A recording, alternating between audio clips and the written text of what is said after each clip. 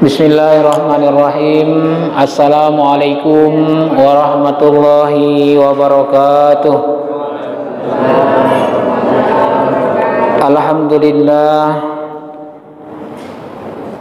Alhamdulillahillazi an'amana bi ni'matil imani wal islam wa bi ni'matil hayati wal mamati insyaallah. Asyhadu an la ilaha illallah wahdahu la syarikalah wa asyhadu anna Muhammadan abduhu wa rasuluh la nabiyya ba'dah. Allahumma fasalli wa sallim wa barik ala sayyidina Muhammad ibn Abdillah wa ala alihi wa sahbihi wa man tabi'ahum bi ihsanin ila yaumiddin. Faqala Allah Ta'ala fil Qur'anil Karim, a'udzu billahi minasy syaithanir rajim. Bismillahirrahmanirrahim.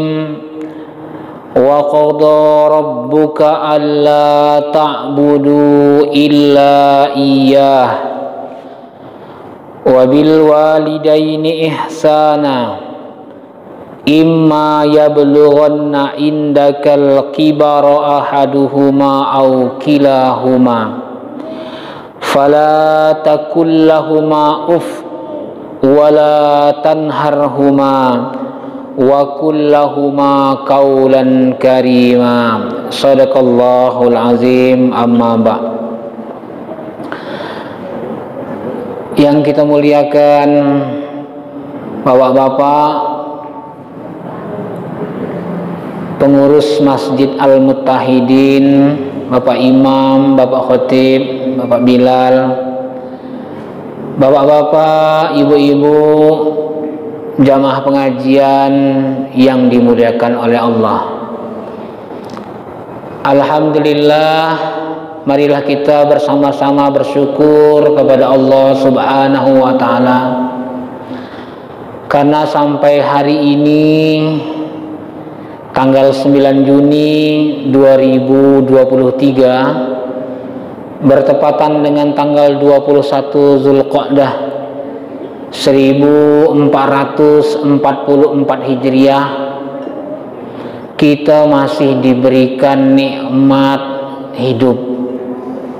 Ya, nikmat hidup ini adalah nikmat yang paling mahal, di mana dengan hidup ini kita bisa menambah amal ibadah kita kepada Allah Subhanahu wa Ta'ala.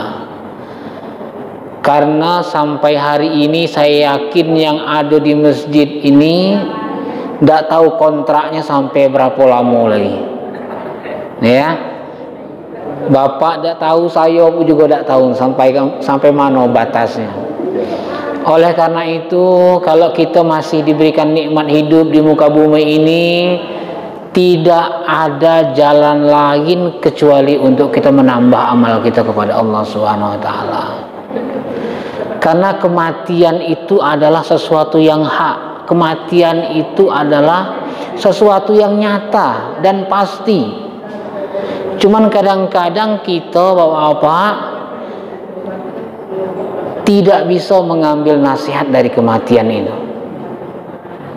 Kadang-kadang kita melihat orang meninggal, orang dibawa ke ambulan, balik dari rumah sakit, ya, diangkat rame-rame, dimasukkan ke dalam masjid, disolatkan rame-rame, kemudian kita bawa ke kuburan, dikuburkan, dibacakan talqin, kemudian dibacakan doa segala macam. Terkadang itu cuman kita anggap seremonial. Mana si anu, sudah meninggal, sudah batasnya kata setulah. Cuman itu yang kita sebut. Padahal cepat atau lambat kita akan menyusul dia. Umur yang masih muda tidak menjamin. Umur yang sudah tua itu lebih berhati-hati lagi.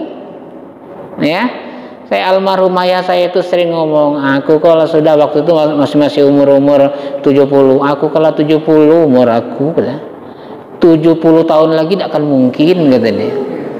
Lah dapat bonus aku kan 7 tahun, kata dia. 63 jatah Nabi dah. 63. Lah dapat bonus 7 tahun. Berarti tidak mungkin lagi aku ke 70 tahun lagi. Berkali-kali dia nyampaikan seperti itu.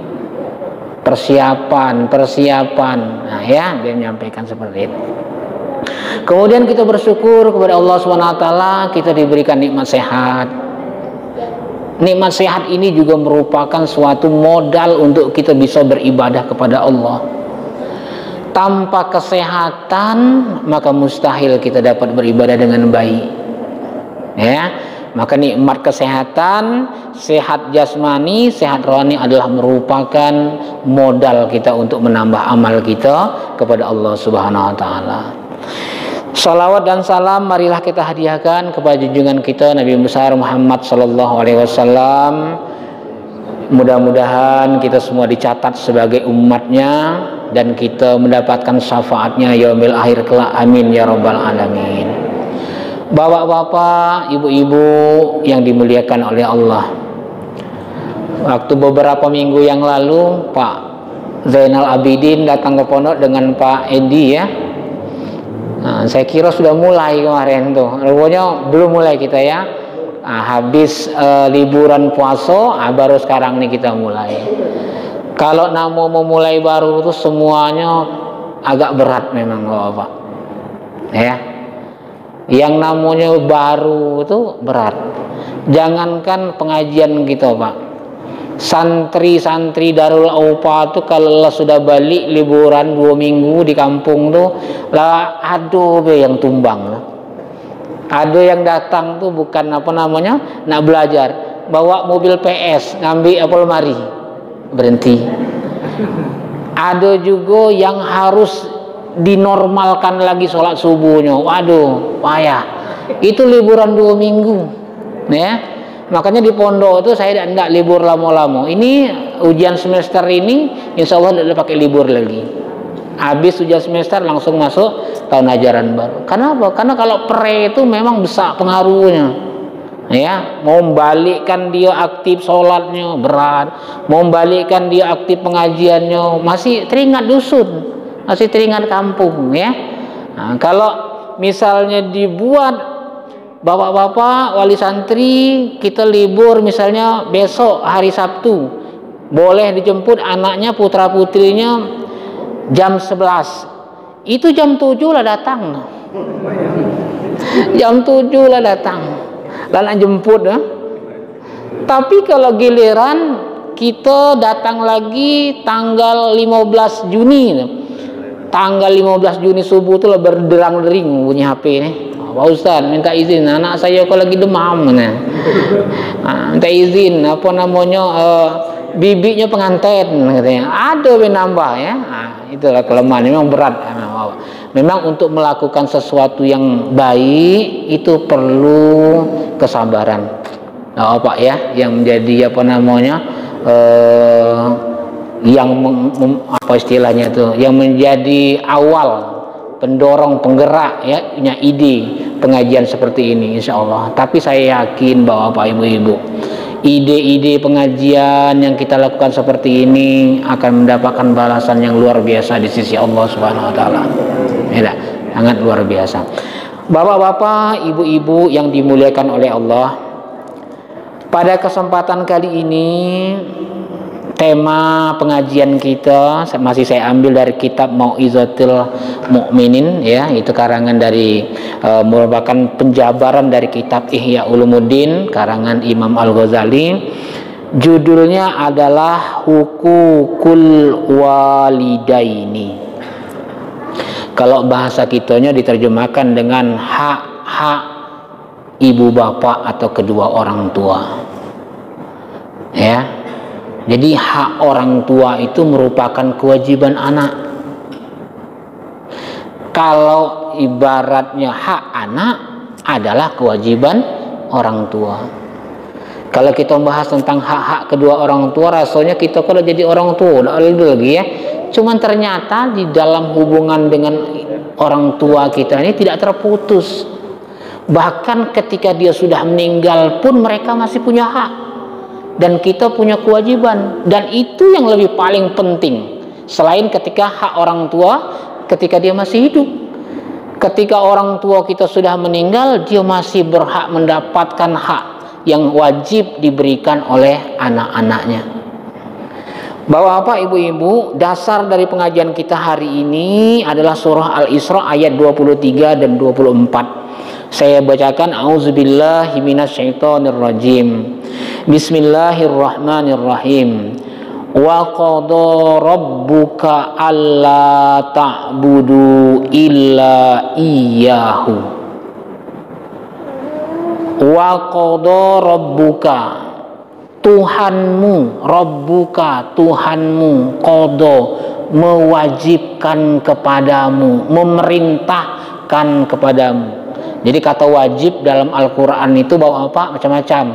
Ada qada, ada wajaba, ada farodo, ya, ada kataba. Itu lapas-lapas yang menunjukkan sesuatu yang wajib. Wa qada rabbuka alla ta'budu illa iyyahu. Tuhanmu, maksudnya Allah Subhanahu wa taala, memerintahkan kamu untuk tidak menyembah, untuk tidak mengabdi illa, kecuali iyyahu, kepadanya. Ini ayat ini diawali dengan perintah supaya kita beribadah kepada Allah, supaya kita menyembah, ya, menyembah hanya kepada Allah. Ini tauhid yang paling tinggi nih Bapak. Tujuan kita hidup di muka bumi ini bukan melakukan yang macam-macam. Tujuan kita hidup di muka bumi ini yang paling pertama adalah untuk mengabdi, menyembah kepada Allah. Wa ma khalaqtul jinna wal insa illa liya'budun. Tidak aku ciptakan jin dan manusia kecuali untuk beribadah kepadaku. Apa artinya itu? Berarti kalau kita tidak mau beribadah kepada Allah Subhanahu wa taala, tekenya Allah menciptakan kita mubazir. Apa bedanya dengan makhluk-makhluk yang lain? Mohon maaf, mungkin yang tidak ada diberikan akal oleh Allah Subhanahu wa taala itu. Dia makan, kita makan. Dia kawin, kita kawin. Dia tidur, kita tidur. Dia buang air besar, kita buang air besar. Tidak ada bedanya kita dengan mereka. Makanya yang menjadi tujuan Allah ciptakan kita ini adalah wa ma khalaqtul jinna wal insa illa liya'budun. Tidak aku ciptakan manusia, jin dan manusia, kecuali untuk beribadah kepadaku. Bapak-bapak, ibu-ibu, ibadah itu kalau dalam bahasa Arabnya didefinisikan al-ibadatu hiya, ya, kullu ismin lima yuhibbullah min kaulin au fi'lin. Semua nama yang Allah cintai, yang Allah senangi, baik berupa perkataan maupun perbuatan, itulah ibadah. Jadi bapak-bapak, ibu-ibu, apa yang kita lakukan ini mari kita jadikan sebuah ibadah. Di dalam kitab Ta'lim Muta'allim itu, ya, berapa banyak amal perbuatan dunia karena baiknya niat berubah dia jadi amal akhirat. Sebaliknya berapa banyak amal perbuatan akhirat karena buruknya niat berubah jadi perbuatan amal dunia. Bapak kerja, ya, bismillahirrahmanirrahim, baca niat, mudah-mudahan dengan kerja aku hari ini aku dapat rezeki dari Allah, aku bisa menafkahi anak istri aku, bisa aku bertambah semangat beribadah kepadamu. Dicatat pahala, itu bukan amal dunia, amal akhirat jadinya. Tapi sebaliknya kita sholat, niat kita beda. Baru balik umroh, kalau ada sembahyang tidak enak pula tengok orang ya. Supaya nampak iman tuh masih kuat dikit, gila ke masjid. Nah, niatnya salah, bukan jadi amal akhirat, tapi jadi amal dunia yang tidak memberikan manfaat sama sekali bagi kita. Jadi yang pertama bahwa apa ibu-ibu, dalam surah Al-Isra ayat 23 ini kita diperintahkan untuk beribadah kepada Allah Subhanahu wa taala. Perintah yang kedua, wabil walidaini ihsana. Hendaklah kita berbuat baik dengan kedua orang tua kita. Saya yakin mungkin yang di sini lah jadi anak yatim piatu kalau lah. Nah, ya. Anak yatim piatu lah kalau. Tapi seperti yang saya sampaikan tadi, walaupun orang tua kita sudah meninggal dunia, kita masih punya kewajiban untuk berbuat baik dengan mereka. Ada saya nemui suatu kasus Bapak Ibu-ibu, dapatlah kabar ayahnya meninggal, kira-kira kurang lebih 3 hari, ya 3 hari meninggal. Seminggu sudah itu anaknya beli mobil baru. Ya, anaknya beli mobil baru. Saya bilang, di mana dapatnya? Timbul pula tanda tanya, kan? Akhirnya saya kadang-kadang seuzon pula, ya, jangan-jangan berbagi harta waris, jual tanah tadi, jual kebun tadi, ganti mobil baru. Ya itu hak dia lah Pak ya. Tidak bisa kita nak menyalahkan. Cuman yang maksud saya itu, ada tak kita mendapatkan keuntungan dari anak yang sudah kita punya itu. Jangan kita cuman mempunyai fungsi untuk membesarkannya saja, membuat dia. Kemudian selanjutnya di dalam ayat ini dikatakan imma yablughanna indakal kibaru ahaduhuma aw kilahuma. Apabila telah sampai usia lanjut, kedua orang tua kita tuh sampai usia lanjut, baik salah satu di antaranya ya atau kedua-duanya, fala takullahuma uffin, maka janganlah sekali-kali kamu mengatakan perkataan Ini sebenarnya ilmunya untuk anak-anak kita nih Pak. Kalau kita mungkin mengatakan dengan orang tua, tidak ada lagi orang tuanya ya dah. Tapi kita ajari anak kita, jangan sekali-kali dia mengatakan uf itu kalau bahasa kitanya ya seperti itu, singkat ya, mudah diucapkan tapi dampaknya luar biasa, bisa membawa kepada durhaka kepada kedua orang tua kita. Nah, kita tanyakanlah anak-anak kita, kadang-kadang kita berat. Didik anak sendiri itu berat Pak. Kadang-kadang kita gagal didik anak kita sendiri ya. Sekarang tuh kalau orang tua balik dari pesantren itu rata-rata ngeluh, ampun Pak Ustadz, katanya anak kalau balik tidak keluar-keluar lagi dari kamar, HP itulah ini pegang, rata-rata hampir mengatakan seperti itu. Memang tidak bisa lagi kita mau menghentikan kemajuan teknologi HP, itu tidak bisa. Cuman kita paling tidak bisanya mengontrol, mengawasi, memberikan pengertian kepada mereka. Tidak bisa lagi. HP sudah menjamur di mana-mana. Ya, apa yang dilakukan oleh anak kita dalam kamar kita tidak tahu.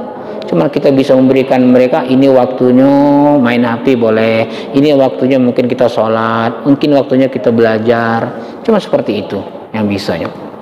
Fala takullahuma ufin, jangan kau mengatakan apalagi itu bahasa kita macam-macam ya. Wala tanharhuma, dan janganlah kamu membentak keduanya. Bapak ibu-ibu, bisa itu terjadi Bapak ibu ya. Bisa saja itu orang tua akan mendapatkan kata-kata yang kasar dari anaknya, bentakan dari anaknya. Anak itu kan dia umur 0 tahun sampai umur 7 tahun, ini kalau bahasa orang-orang psikologi Pak ya, psikologi perkembangan, Anak umur 0 tahun sampai 7 tahun dia menjadi raja gitu. Disayangnya seperti anak bapak nih. Umur berapa nih pak? 5 ya. Kita diduduinya, tidak ada pula marah, tidak. Emaknya lagi gendong, tahu-tahu lah basah baju, tengok dikencing, tidak pula marah. Dia jadi raja kita jadi hamba dia. Umur 8 sampai dengan umur 12 tahun, anak berubah, bukan jadi raja lagi, anak jadi hamba. Kita perintah ke sana, kita suruh ini, ambil itu, buatkan ini, cuci ini, bersihkan itu. Jadi hamba. Umur 8 tahun ke atas sampai umur 12 tahun. Umur 13 tahun pilihannya cuma 2. Kalau tidak jadi kawan, jadi lawan. Ya. Kita ngomong sepatah, dia bisa ngomong sampai 10 patah. Kita nyeliti dia, matonya tambah merah lagi dengan kita. Banyak pak kejadian. Nah, tergantung kepada gimana lingkungan, pendidikan rumah tangga, pendidikan madrasah lagi yang akan membuat dia menjadi kebiasaan seperti itu. Saya ulangi lagi, wala tanharhuma wa kullahuma qaulan karima, dan ucapkanlah kepada keduanya ucapan yang mulia, ucapan yang baik. Kalau ibarat kita tuh misalnya dipanggil, misalnya mohon maaf ya, Herman, saya mak. Ya misalnya Wati, saya pak. Kalau orang Jawa misalnya Joko dalam. Nggih. Ya. Yang halus. Ya. Kalau orang Arab misalnya Ahmad, labbaik. Enak kalau lembut ucapan tuh. Tidak boleh di atas ucapan kerasnya itu dibandingkan ucapan orang tua, tidak bisa. Wala takullahuma ufin wala tanharhuma wa kullahuma qaulan karima. Bapak-bapak, ibu-ibu yang dimuliakan oleh Allah Subhanahu wa taala. Kemudian di ayat selanjutnya dikatakan di sini ayat yang ke-24, wahfid lahuma janahaz-zulli minar rahmah wa qur rabbirhamhuma kama rabbayani shaghira. Rendahkanlah ya, rendahkanlah dengan penuh kasih sayang kepada keduanya. Bapak, kita ini kadang-kadang dulu waktu masih muda tuh tidak ada sabar kita menghadapi orang tua kita, tidak ada sabar. Saya waktu almarhum orang tua saya masih hidup tuh pak, lah sudah punya anak, lah sudah punya bini. Kapan pergi ke Jambi, pergi ke mana itu, dia pakai HP cepek, memang sengaja nih beli HP cepek, yang nomor di dalamnya itu cuman anak-anak menantunya deh. Wah, ntar nelpon. Assalamualaikum, salam. Di mana kau Din? Katanya. Di Jambi lah sudah tuh, bahasa ke cucu, anak-anak cucu dia kan anak. Lah sudah di Jambi itu, siapa kawan kau tadi pergi? Ada bawa murid seorang. Cepatlah balik, hati-hati. Di mana kau? Cepatlah balik, hati-hati. Cepatlah balik. Timbul di hati saya, ya Allah, terlalu overprotective. Aku kok lah jadi bapak, lah punya anak, lah punya bini, mesti ditanya terus. Di mana kau? Siapa kawan kau pergi? Hati-hati, jangan malam-malam, cepatlah balik. Pakai apa kau tadi? Dalam hati saya, ya Allah, lama dari kau masih juga orang tuh. Ternyata bawa apa ibu-ibu, setelah meninggal orang tua saya, jangankan sehari, seminggu nih tidak ada balik ke rumah tuh saya kok idak yang nelpon. Tidak ada lagi yang nelpon. Terasa kita kehilangan orang tua. Tidak ada lagi yang biasanya di mana kau ngapo, siapa kawan kau. Tidak ada lagi. Seminggu 2 minggu saya kok idak yang nelpon. Berarti apa? Apa yang dilakukan oleh orang tua itu adalah untuk terbaik untuk kita. Kita yang kadang-kadang tidak sampai pikiran kita anggap itu adalah merupakan sesuatu yang membuat kita susah, ya. Kemudian ditutup di situ waqur rabbi, dan katakanlah, bacalah doa Rabbi irhamhuma, ya Tuhanku, kasih sayangilah keduanya, kama rabbayani shaghira, sebagaimana dia telah mendidikku ketika aku masih kecil. Bapak-bapak, ibu-ibu yang dimuliakan oleh Allah Subhanahu wa taala. Di dalam kitab ini Rasulullah SAW bersabda, bismillahirrahmanirrahim, birra ummaka wa abaka wa ukhtaka wa akhaka summa adnaka fa adnaka. Rasulullah bersabda, birra ummaka, berbaktilah kamu kepada emakmu, kepada ibumu. Berbakti kepada ibumu. Yang pertama kali diperintahkan ibumu. Kemudian yang selanjutnya dikatakan wa abaka, kemudian bapakmu. Mohon maaf ya Pak, kita kan nomor 2 Pak, ya. Pernah dalam hadis, siapa yang harus aku berbakti ya Rasulullah? Ibumu, ummuka. Siapa lagi ya Rasulullah? Ummuka. Siapa lagi ya Rasulullah? Ummuka. Lah 3 kali. Siapa lagi ya Rasulullah? Abuka. Baru apa? Tapi bapak-bapak kok tidak kalah deh. Diplesetkannya hadis itu Pak. Berapa kali emaknya? 3 kali. Bapak berapa? Sekali. Nah, berarti emaknya harus 3. Tuh pula penyakitnya, diplesetkannya. Disuruh menghormati siapa berbaktinya? Ibumu. Satu, ibumu. Siapa lagi? Ibumu. 3 kali. Nah, 3 emaknya tuh dengan seko. Bapak seko, emak tinggal. Bukan itu maksudnya bapak. Dibacakan 3 kali ibumu, ibumu, ibumu. Itu yang pertama karena ibumu, ya, seorang istri itu berhak mendapatkan 3 kali derajat dibandingkan bapaknya, karena dia mengalami 3 kali kesusahan. Kesusahan pertama saat dia hamil. Yang namanya orang hamil, ibu-ibu yang hamil itu tidak ada yang enak. Berat, membawa beban, ya, yang setiap saat semakin lama semakin berat, semakin lama semakin susah, semakin lama semakin berat untuk dia melangkah. Nak baring, telentang payah, nak telungkup, apalagi pergi ke dapur, lambawa apalagi namanya drum band tadi kan.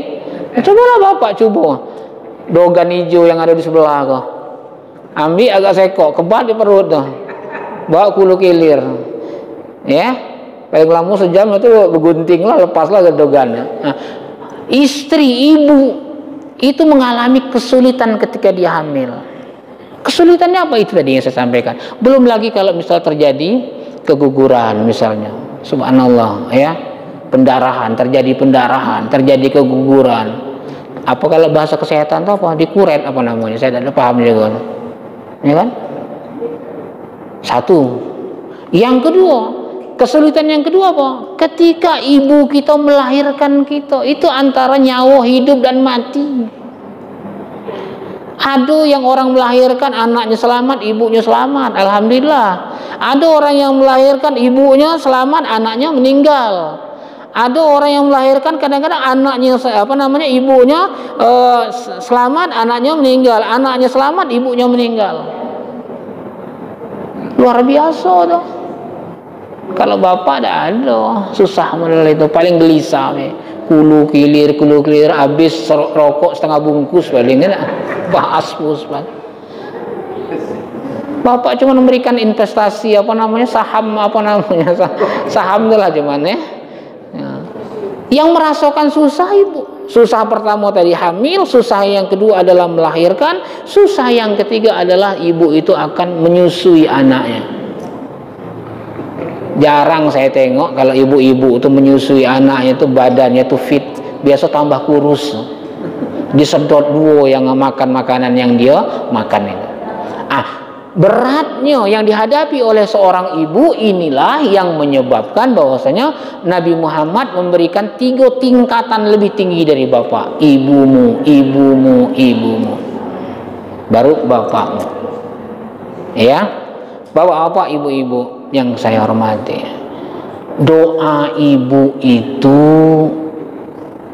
makbul, ya. Doa kedua orang tua kita tuh mustajab. Ada 3 doa yang pasti dijawab, diijabah oleh Allah Subhanahu wa taala. Yang pertama itu adalah doanya al-da'watul mazlum, doanya orang yang dizolimi. Hati-hati Pak, kita kadang-kadang tidak sadar kita berbuat zolim, kita anggap orang itu tidak tersinggung, kita anggap orang itu tidak ada marah, tapi hatinya mengatakan lain. Ya Allah tolong aku, ya Allah aku sudah dizolimi. Itu doa orang yang dizolimi itu Pak mustajab, itu makbul. Pernah saya ceritakan di pengajian MDN itu, ada seorang seorang ya mungkin tokeh lah, tokeh besar. Ketika dia berjalan pulang ke rumah, dia berpapasan dengan seorang yang baru balik mancing. Ketika ditengoknya, pancingan yang dibawa semua orang itu dapat ikan besar. Dia bilang dengan bapaknya, Pak, anda jual dah ikan no? Tidak Pak, tidak dijual. Jual lah, biar aku beli. Berapa harganya kau ndak? Aku beli gitu. 2 kali lipat, 3 kali lipat, 4 kali lipat, biar aku belinya. Tidak Pak, ini memang sengaja aku siapkan untuk istri aku, benazar kalau memang dapat ikan besar kami makan sama-sama dengan anak. Jual lah, berapa kali lipat aku beli. Tidak bisa Pak, mohon maaf lah. Bapak yang tokeh kok orangnya agak emosional. Pukulnya bapak tuh, teguling, diambilnya ikan, bawa balik. Disuruh istrinya masak, dimasak lah. Mungkin kalau bangsa kita nih, entah digulai, tempoyak, entah apa segala macam. Oh, ikan besar tadi lah siap di meja makan. Makanlah bapak yang merampas ikan tadi. Baru nak nyuap sebentar, tercucuk ke tulang ikan tadi. Cucuk. Tengok berdarah. Bu, ambil apa namanya? Perban, ambil betadin, apa obat merah segala macam. Lanjutkan makan. Dianggapnya itu biasa-biasa baik. Ternyata setelah selesai dia makan, tulang ikan yang nyucuk di jarinya ini bertambah parah dampaknya, makin berdenyut, makin terasa sakit, bawa ke rumah sakit, diobati, bukannya malah sembuh, malah memanjang lagi, sampai akhirnya divonis sama dokter ini harus amputasi ya, apa kalau bahasa kita, potong tangannya. Belum sembuh, jalan lagi ke jari yang kedua nih, jalan lagi. Akhirnya bawa pikir bapak ini, ya Allah, ngapolah makan ikan, tempoyak ikan kau malah jari lepas 2, ya apa salahnya? Makan tempoyak ikan jari lepas 2. Akhirnya dia barulah teringat. Ternyata tempoyak ikan yang dia makan itu adalah hasil perampasan kezoliman yang sudah dia lakukan. Akhirnya dia temui lagi nelayan tadi, dia minta ampun, dia minta maaf, minta dihalalkan, minta direboi, kata orang Jambi ya, terhadap ikan, sambil menunjukkan akibat ikan yang punya kau aku paling kemarin. Tengok tinggal 3 lagi Pak, katanya. Iyo, 2 mana? 2-nya lah kena potong dokter, katanya. Ya. Akhirnya dia maafkan, diampuni. Ini berarti apa? Doa orang yang dizolimi itu makbul. Hati-hati gitu. Bisa saja dia tidak bisa melawan dengan gitu. Bisa baik dia tidak bisa memberikan balasan serangan kepada kita. Tapi dia ngadunya malam hari kepada Allah. Siapa yang bisa mengelak dari pertolongan Allah Subhanahu wa taala? Itu yang pertama, dakwatul mazlum, dakwah atau doa orang yang dizolimi. Yang kedua, itu doanya orang yang musafir, Bapak Ibu-ibu. Ternyata kalau kita melakukan perjalanan musafir, itu kesempatan yang paling baik kita berdoa kepada Allah. Selama perjalanan musafir yang kita lakukan itu bukan untuk bermaksiat kepada Allah, maka doa kita diijabah oleh Allah. Kenapa Bapak Ibu? Ternyata orang yang musafir itu dia dalam keadaan kesusahan. Orang yang musafir itu cemas, antara sampai apa tidak, cukup tidak bekalnya, ya tak? pesawat kok sampai ke mendarat dengan mulus apa terguling dikit nak daki gitu, apa memang bisa terdaki apa tidak gitu ya. Banyak perasaan takut, banyak kesusahan yang didapat. Maka pada saat musafir itu, ketika kita mengangkat tangan kepada Allah, kita berdoa kepada Allah, itulah doa yang mustajabah, yang akan dijawab oleh Allah Subhanahu wa taala. Kemudian yang ketiga, nih doa yang paling terpenting selain doa orang yang dizolimi, doa orang yang sedang musafir, yang ketiga adalah doanya seorang ibu atau bapak kedua orang tua kepada anaknya. Nah, itu hati-hati Bapak. Ya, kita kadang-kadang keceplosan, emosi juga kita dengan anak. Dasar tahun gak kan? Tersebut ke anak tahun, anak tak tahu untung gak? Tersebut kita.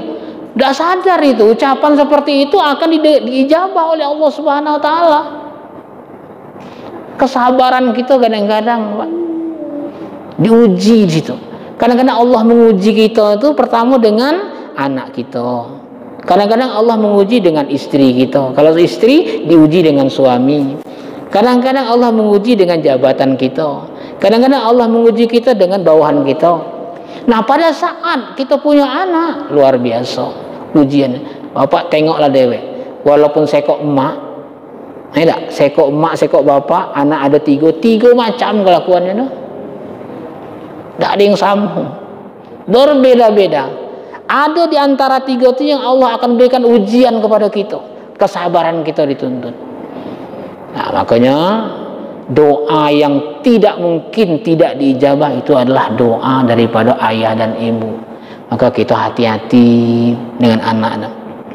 Saya kalau dengan anak saya yang jantan tuh kadang-kadang banyaklah ngalah saya, takut terucap kata-kata yang tidak ada apa kan, khawatir dampaknya balik kepada dia dan juga pengaruhnya kepada kita. Bapak-bapak, ibu-ibu yang dimuliakan oleh Allah Subhanahu wa taala. Kemudian yang selanjutnya,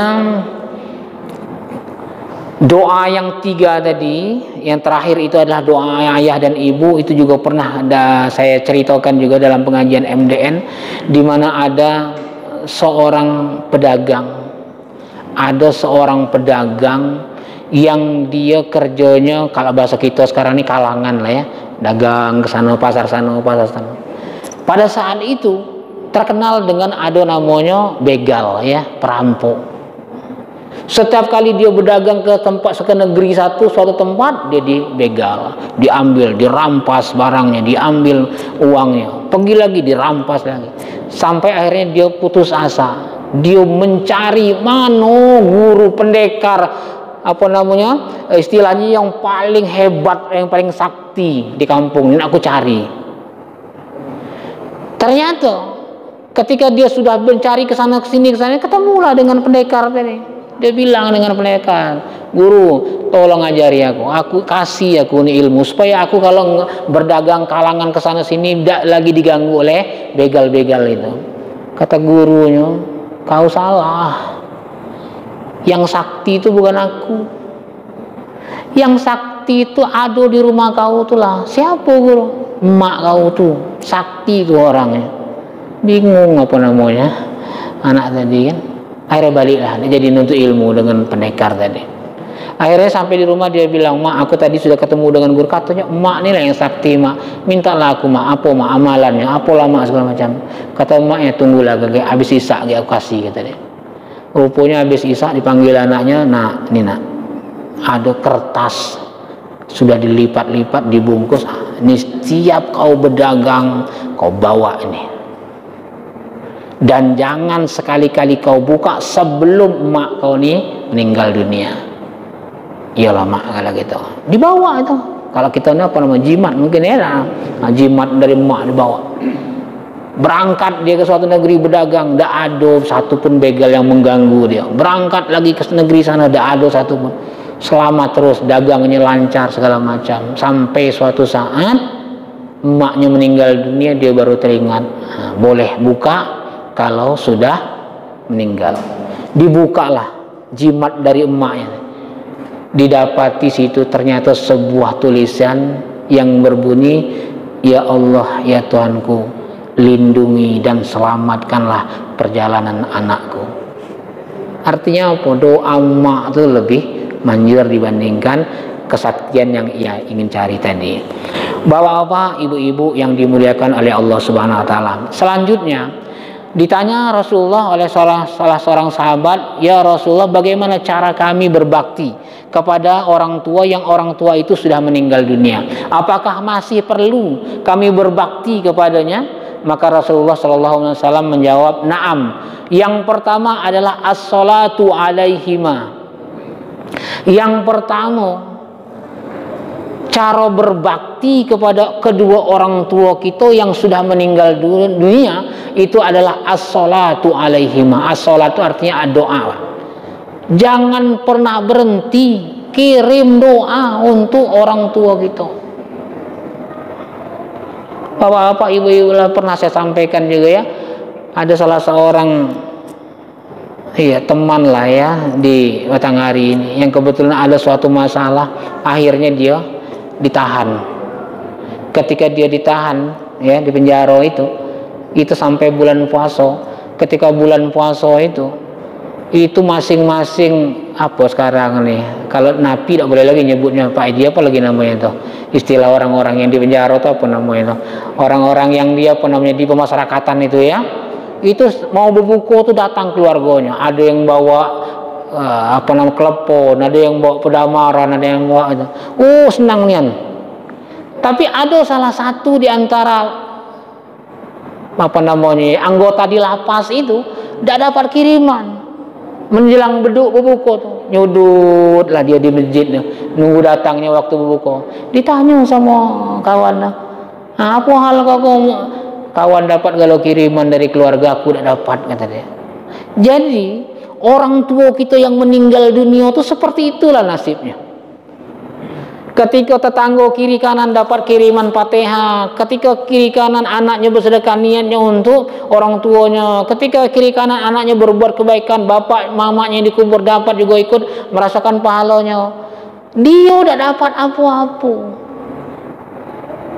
Di dunia begitu rasanya, apalagi di dalam kubur.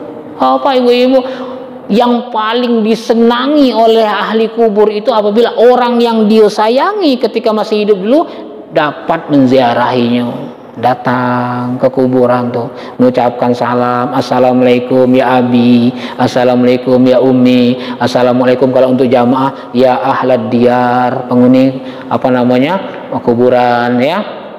Ucapan salam kita kepada dia itu jadi doa dia. Belum lagi kalau kita sama-sama di situ baca Yasin, baca tahlil, kita kirim doa kepadanya ya. Itu akan menjadi suatu hal yang paling menyenangkan bagi dia. Jangan kita baca doa Allahumma ja'al kuburahum raudatan min riyadil jannah wa la taj'al kuburahum hufratan min hufarin niran. Ya Allah, jadikanlah kuburannya sebagai taman surga ya, dan jangan jadikan kuburannya sebagai taman neraka. Kita doa seperti itu, tapi kuburannya semak, misalnya lah miring, tidak benar tuh. Kayak kuburan dekat Gemilang sana itu, sampai ada yang sudah hilang nisannya gara-gara terbis tadi. Nah, itu tugas tanggung jawab kita untuk menghormati daripada orang tua kita. Ya. Nah, itu. Jadi ketika di dunia kita tidak dapat kiriman seperti itu, kita merasakan sedih, apalagi orang tua kita yang sudah dalam kubur. Bapak ada rezeki dikit misalnya, sedekah. Sedekahnya bilang dalam niatnya, ya Allah, sedekah aku ini pahalanya untuk bapak aku si Anu bin si Anu, dan untuk emak aku si Anu binti si Anu. Sampai itu Pak ya, Al-Fatihah yang kita kirimkan niatnya untuk orang tua kita yang sudah meninggal sampai, apalagi niat sedekah seperti itulah namanya dapat transparan terus ya. Yang pertama tugas kita itu adalah as-salatu alaihima, memberikan doa kepada keduanya. Yang kedua adalah wal istighfaru lahuma, meminta ampunkan untuk keduanya. Paling tidak kita membaca Allahumma firli dzunubi wali walidayya warhamhuma kama rabbayani shaghira. Syukur-syukur lagi kalau kita dalam setiap kali doa kita membacakan, ya Allah ya Tuhanku, Engkau yang maha pengampun, Engkau yang maha pengasih, Engkau maha penyayang, ampuni dosa-dosaku ya Allah, ampuni dosa-dosa kedua orang tuaku, ayah ibuku, sebut namanya langsung, si Anu bin si Anu, si Anu binti si Anu, ampuni dosa-dosanya, ampuni segala dosa-dosanya ya Allah, terima segala amal ibadahnya ya Allah, jangan kau siksa dia di dalam kubur ya Allah, tempatkan ia di akhirat nanti di surga Firdaus yang paling tertinggi ya Allah. Kalau itu yang kita ucapkan terus setiap hari, kita sudah dianggap berbakti kepada orang tua kita. Bapak ibu-ibu yang dimuliakan oleh Allah. Selanjutnya apalagi? Setelah kita mau mendoakan, meminta ampun kepadanya, wa infazu ahdihima, tunaikan janji-janjinya yang belum terpenuhi ketika dia meninggal dunia. Penuhi itu Pak, janji-janjinya tuh. Ya, bahkan kalau dia punya wasiat itu tidak bertentangan dengan dengan syariat agama kita, maka kita wajib melaksanakannya. Tapi kalau dia wasiatnya misalnya seperti dulu saya dengan ayah saya itu, ketika kami lagi nebas sore-sore hari, dia bilang, Din, ayah besok kalau meninggal kuburkan di sini ya, ada tanah tinggi tunjuknya. Iyalah ya, saya bilang. Nah, ketika beliau meninggal dunia, saya laksanakan wasiatnya. Cuman yang tidak boleh ini kalau wasiat bukan punya kita, ya, atau wasiat yang bertentangan dengan syariat Allah, syariat agama kita. Misalnya kakek kalau bapak mati, kau ciciri darah ayam agak hitam sih kau ya, tidak boleh gitu. Atau sebaliknya dia mengatakan, besok kalau aku mati, kubur aku di rumah Pak Kepala Desa tuh. Tidak bisa model itu. Tanah Kepala Desa. Iya kalau dia mau, kalau tidak.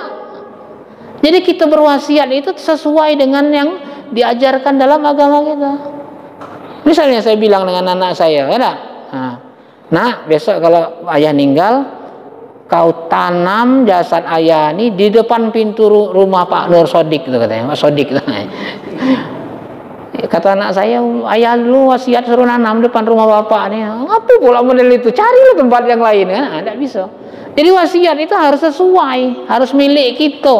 Ya? Dan wasiat itu tidak boleh mengurangi daripada harta yang akan kita wariskan kepada anak kita lebih dari sepertiga. Tidak boleh. Boleh berwasiat itu paling banyak sepertiga. Kenapa? Karena lebih dari sepertiga itu hak ahli waris lagi.